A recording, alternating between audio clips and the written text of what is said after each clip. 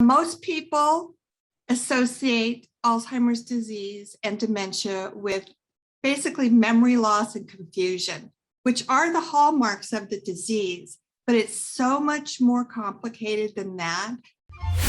Welcome to the Jennifer J. Hammond Podcast.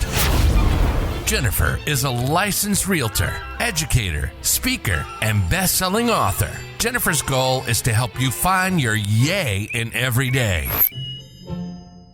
Hello, it's Jennifer J.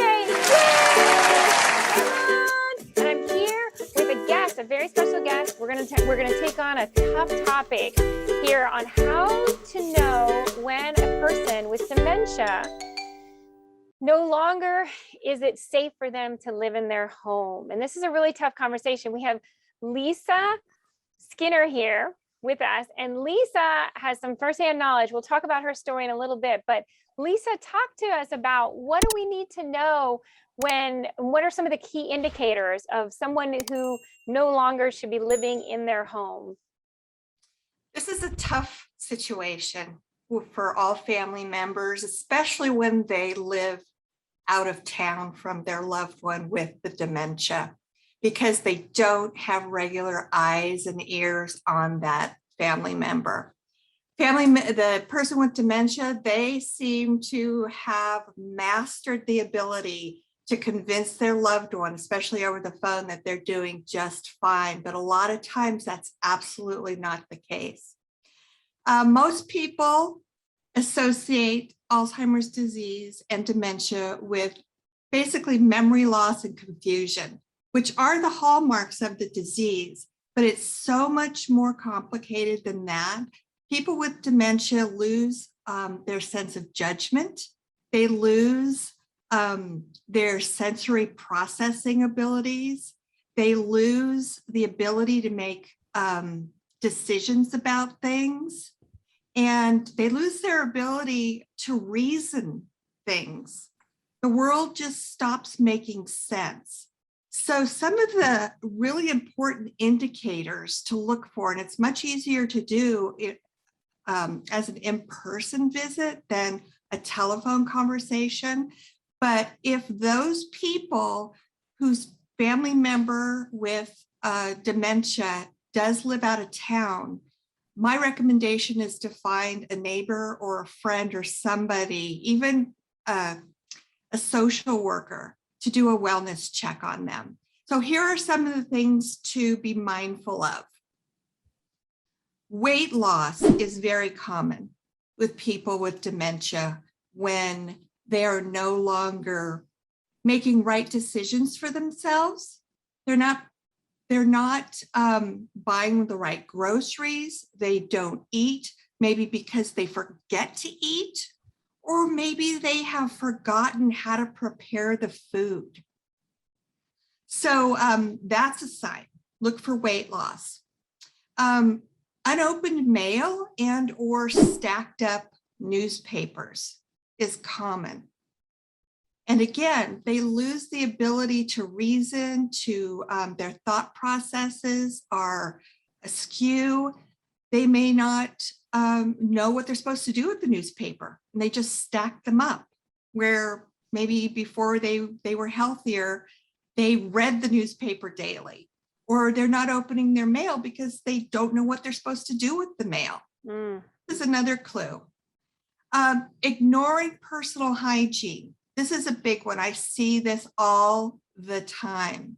And one of the things that's very common in people with dementia is they like things that they recognize and that are very familiar to them. So they might wear the same set of clothing over and over and over again. And a lot of times they might go unwashed because they don't think about it, or they can't remember how to operate their washing machine and dryer.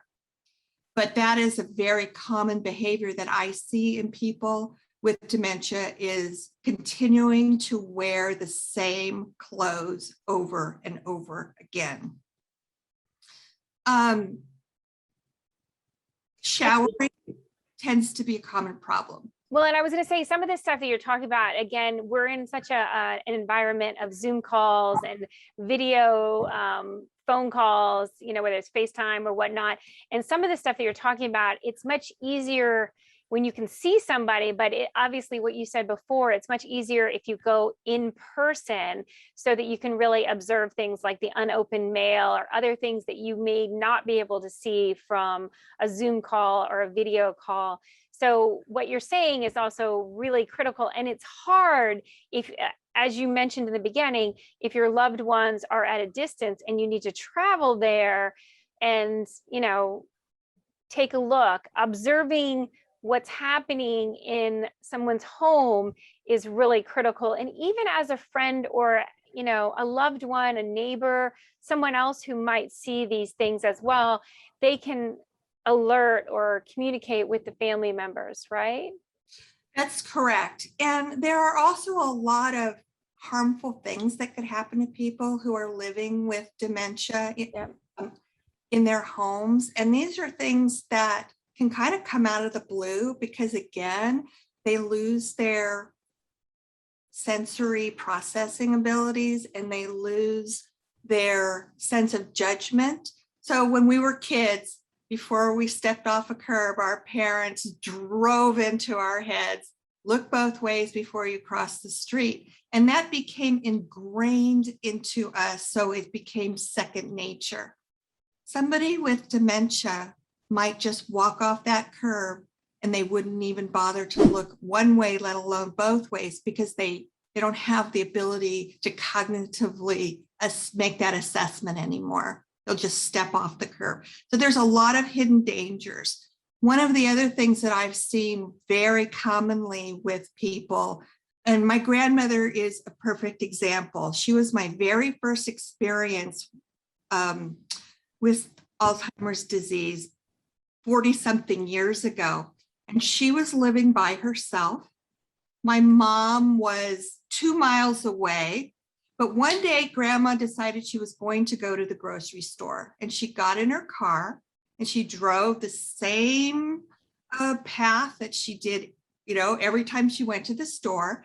And she got to a boulevard, and in her mind, she thought she was in the store parking lot, and she just parked her car in the middle of the road and started wandering around with traffic coming in all directions.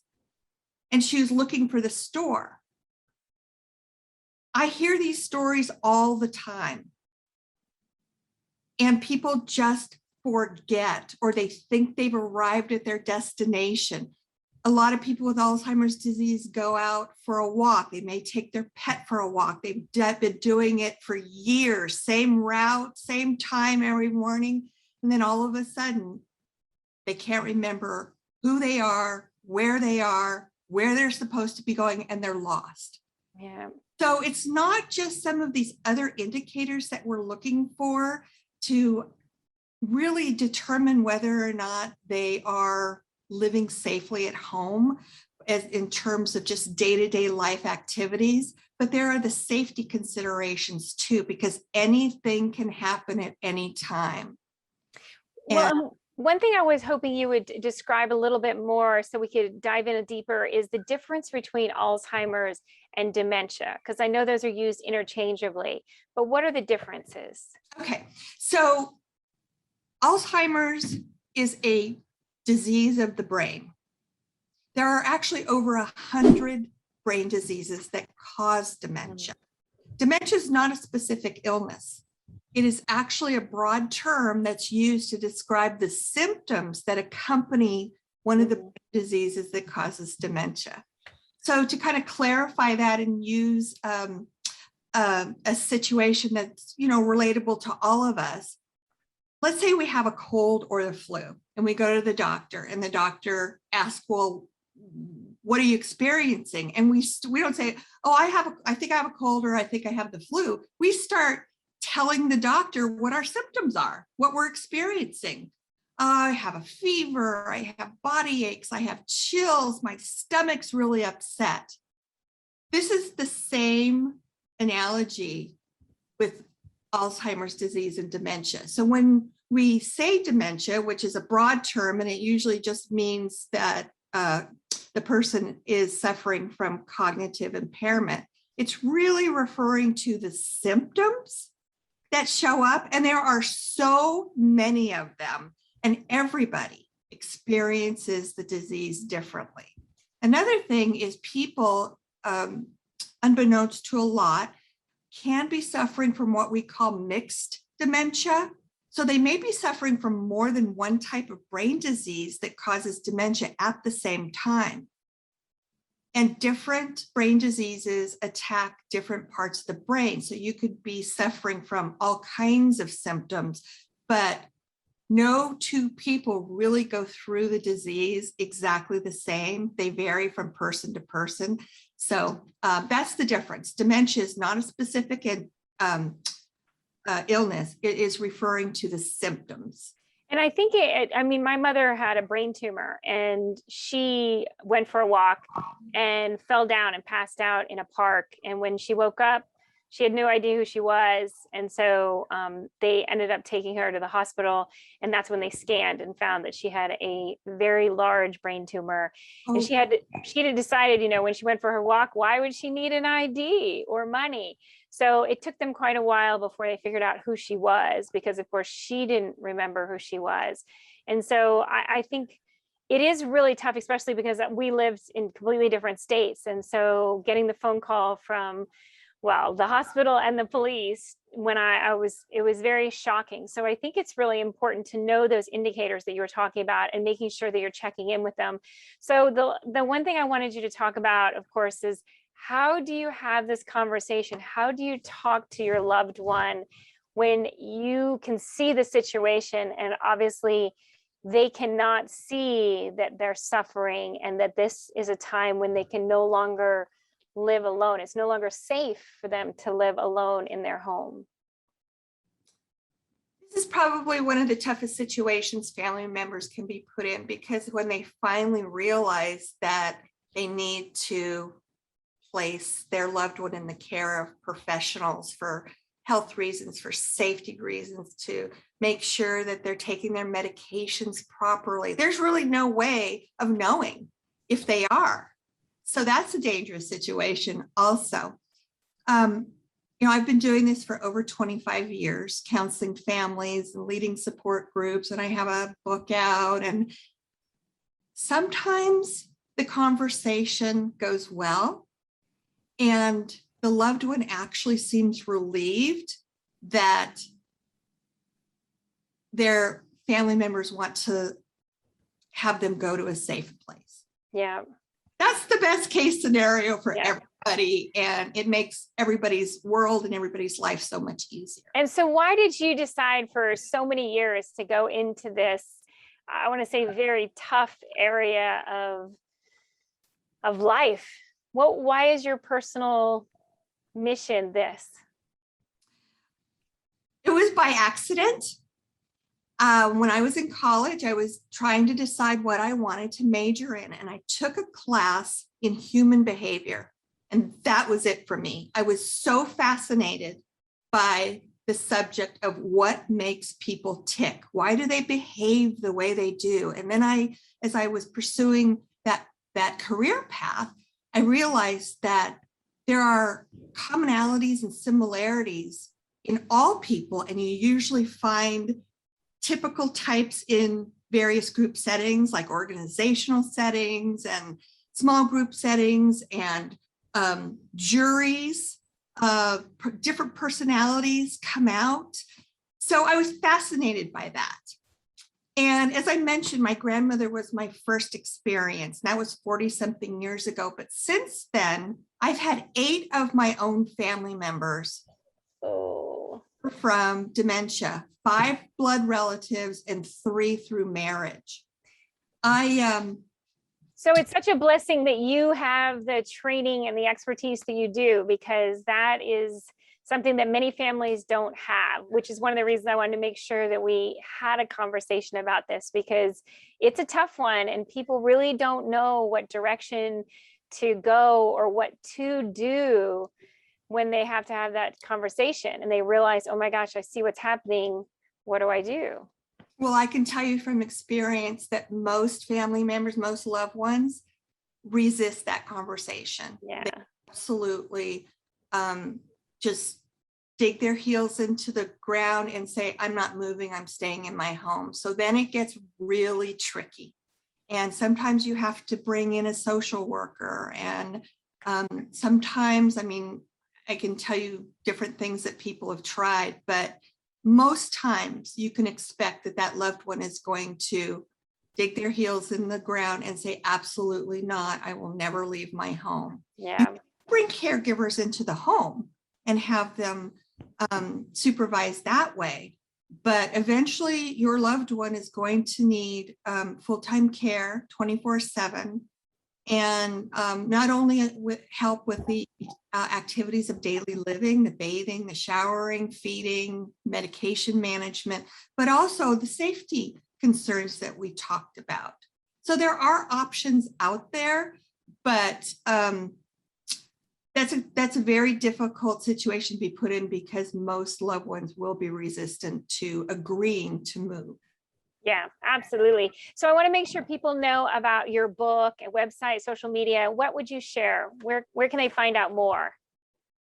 So a great resource for people, I've been posting a blog for about 6 years now, and it's on Facebook, and it's the same name title as my book, which is Not All Who Wander Need Be Lost.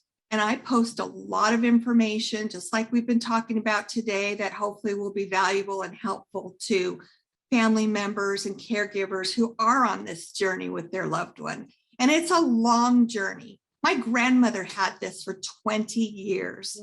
The average is 8 to 15 years. So it's not something that is over and done with in a few months. It's a very long process to progress through the stages of dementia. And then my book is available on Amazon and Barnes and Noble, and it's called Not All Who Wander Need Be Lost. Perfect. Well, I thank you so much for your passion and your desire to help, because it's definitely an area of life that we all need to understand better. And so, as you know, I like to end with the silver lining, which I know sounds a little odd with the tough